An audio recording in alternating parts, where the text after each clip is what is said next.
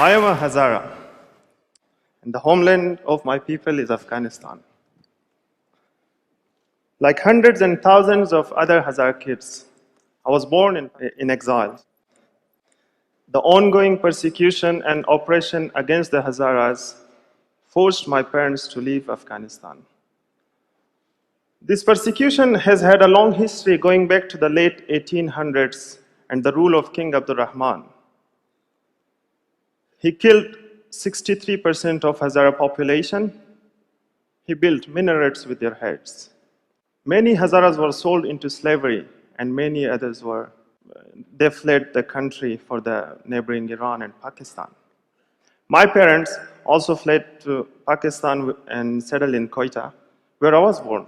After the September 11 attack on the Twin Towers, I got a chance to go to Afghanistan for the first time with foreign journalists. I was only 18 and I got a job working as an interpreter. After 4 years, I felt it was safe enough to move to Afghanistan permanently. And I was working there as a documentary photographer, and I did many stories. Like, I worked on many stories. One of the most important stories that I did was the Dancing Boys of Afghanistan.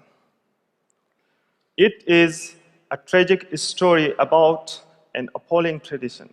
It involves young kids dancing for warlords and powerful men in the society. These boys are often abducted or bought from their poor parents, and they are put to work as sex slaves.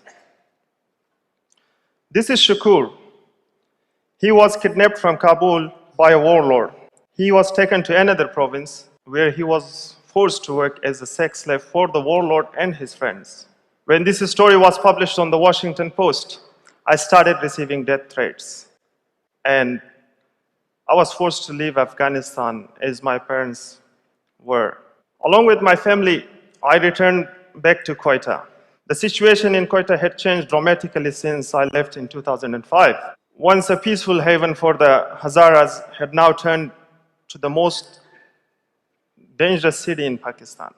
Hazaras are confined into two small areas, and they are marginalized socially, educationally, and financially. This is Nadir. I had known him since my childhood. He was injured when his van was ambushed by terrorists in Quetta. He later died of his injuries. Around 1,600 Hazara members had been killed in various attacks, and around 3,000 of them were injured then, and many of them permanently disabled. The attacks on Hazara community would only get worse, so it was not surprising that many wanted to flee. After Afghanistan, Iran, Pakistan, Australia is home to the fourth largest population of Hazaras in the world. When it came to the time to leave Pakistan, Australia seemed the obvious choice. Financially, only one of us could leave, and it was decided that I would go in the hope that if I arrived at my destination safely, I could work to get the rest of my family to join me later. We all knew about the risks and that how terrifying the journey is, and I met many people who lost loved ones at sea. It was a desperate decision to leave everything behind, and no one takes this decision easily. If I had been able to simply fly to Australia, it would have taken me less than 24 hours. But getting visa was impossible. My journey was much longer, much more complicated, and certainly more dangerous. Traveling to Thailand by air and then by road and boat to Malaysia and into Indonesia.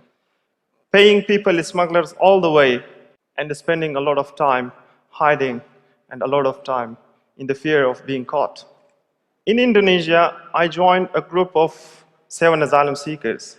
We all shared a bedroom in a town outside of Jakarta called Bogor. After spending a week in Bogor, 3 of my roommates left for the perilous journey. And we got the news 2 days later that a distressed boat sank in the sea en route to Christmas Island. We found out that our 3 roommates, Nawroz, Jafar, and Shabir, were also among those. Only Jafar was rescued. Shabir and Nawroz were never seen again. It made me think, am I doing the right thing? I concluded I really had no other choice but to go on. A few weeks later, we got the call from the people smuggler to alert us that the boat is ready for us to commence our sea journey. Taken in the night towards the main vessel on a motorboat, and we boarded an old fishing boat that was already overloaded. There were 93 of us, and we were all below deck. No one was allowed up on the top. We all paid $6,000 each for this part of the trip. The first night and day went smoothly, but by the second night, the weather turned. Waves tossed the boat around, and the timbers groaned. People below deck were crying, praying, recalling their loved ones. They were screaming. It was a terrible moment.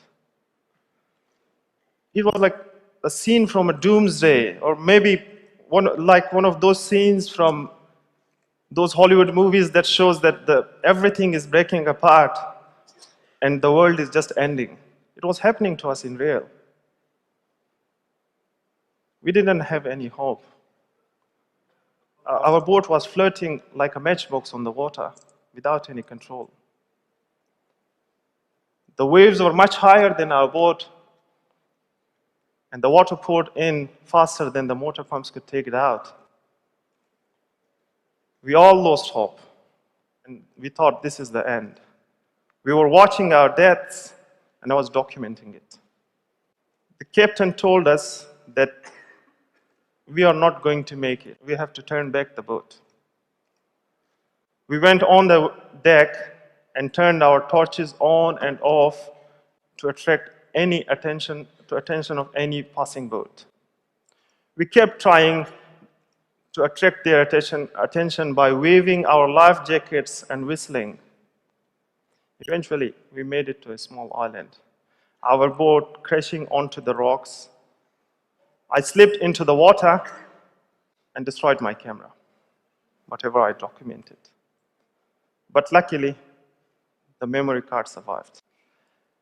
It was a thick forest. We all split it up into many groups as we argued over what to do next. We were all scared and confused. And after the night spending on the beach, we found a jetty and coconuts. We hailed a boat from a nearby resort and then were quickly handed over to Indonesian water police. At Sirang Detention Center, an immigration officer came and furtively strip searched us. He took our mobile, my $300 cash, our shoes that we should not be able to escape. But we kept watching the guards, checking their movements, and around 4 a.m., when they sat around a fire, we removed 2 glass slates from an outside-facing window and slipped through. We climbed a tree next to an outer wall that was topped with the shards of glass. We put the pillow on that and wrapped our forearms with bed sheets and climbed the wall, and we ran away with bare feet. I was free, with an uncertain future, no money. The only thing I had was the memory card with the pictures and footage. When my documentary was on-aired on SBS Dateline, many of my friends came to know about my situation and they tried to help me. They did not allow me to take any other boat to risk my life. I also decided to stay in Indonesia and process my case through UNHCR. But I was really afraid that I would end up in Indonesia for many years doing nothing and unable to work like every other asylum seekers. But it had happened to be a little bit different with me. I was lucky. My contacts worked to expedite my case through UNHCR, and I got resettled in Australia in May 2013.